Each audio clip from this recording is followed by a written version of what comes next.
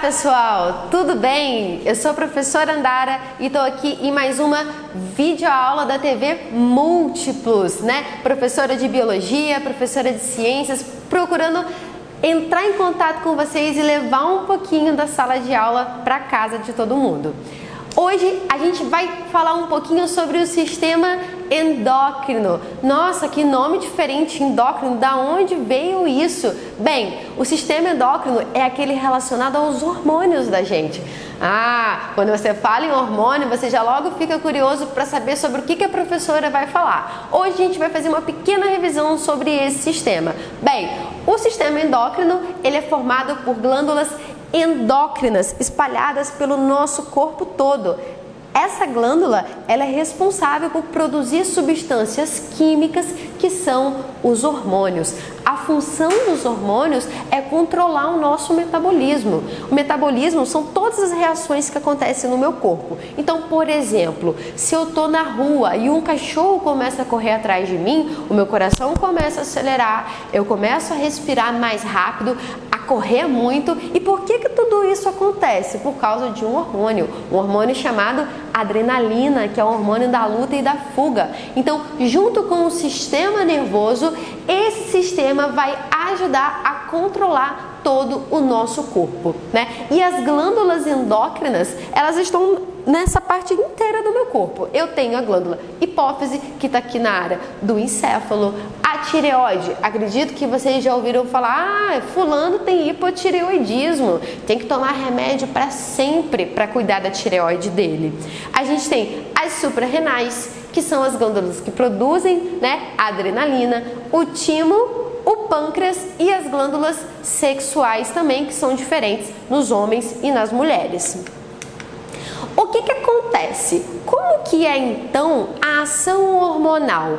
Gente, é muito interessante, porque para cada hormônio que o seu corpo produz, ele vai ser enviado para uma célula específica do seu corpo. Então, por exemplo, essa adrenalina, se ela tem que agir lá no seu músculo, ela pelo sangue vai viajar até o seu músculo. Ela não erra o caminho, ela não vai para outro lugar, porque ela tem uma ação específica em um local específico. Então, a minha glândula endócrina específica, ela vai produzir os hormônios e vai liberar no sangue.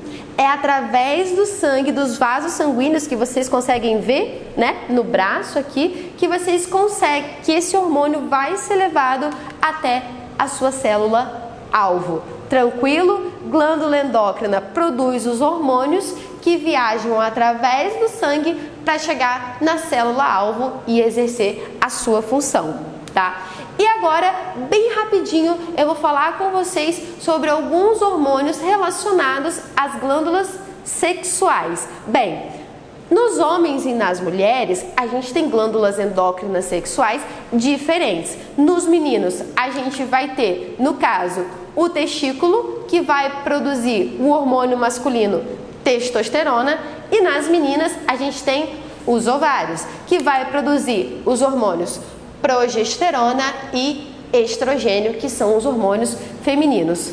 Mas, professora, o que esses hormônios fazem no meu corpo? Aí que tá o interessante, porque a gente está estudando a fase de vida que vocês se encontram. É agora, a partir dos 12 anos, que a gente entra na puberdade, que é quando esses hormônios começam a trabalhar e fazer o início da transição para a vida adulta, né? Vocês vão ter mudanças corporais, mudanças comportamentais. Então, a gente tem, por exemplo, aumento de pelos embaixo do braço, na barba, né? Na região do púbis. A gente tem desenvolvimento de mamas nas meninas, a primeira menstruação, tá? Os meninos começam a desenvolver um pouco mais a voz, alargam os ombros, as meninas alargam os quadris. Tudo isso vocês conseguem ver olhando para vocês mesmos, porque é essa fase da puberdade que vocês se encontram, tá bom?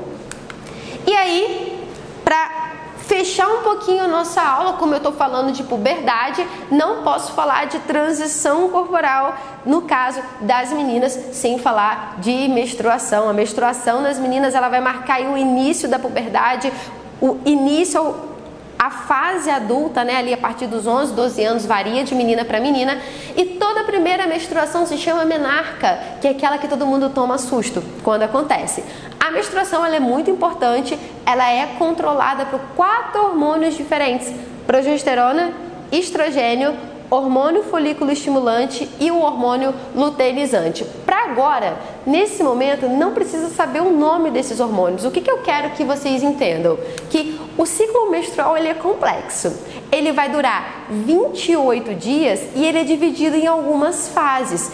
Existe a fase onde acontece a menstruação, né? Que é quando a gente tem escamação do útero, da camada do endométrio.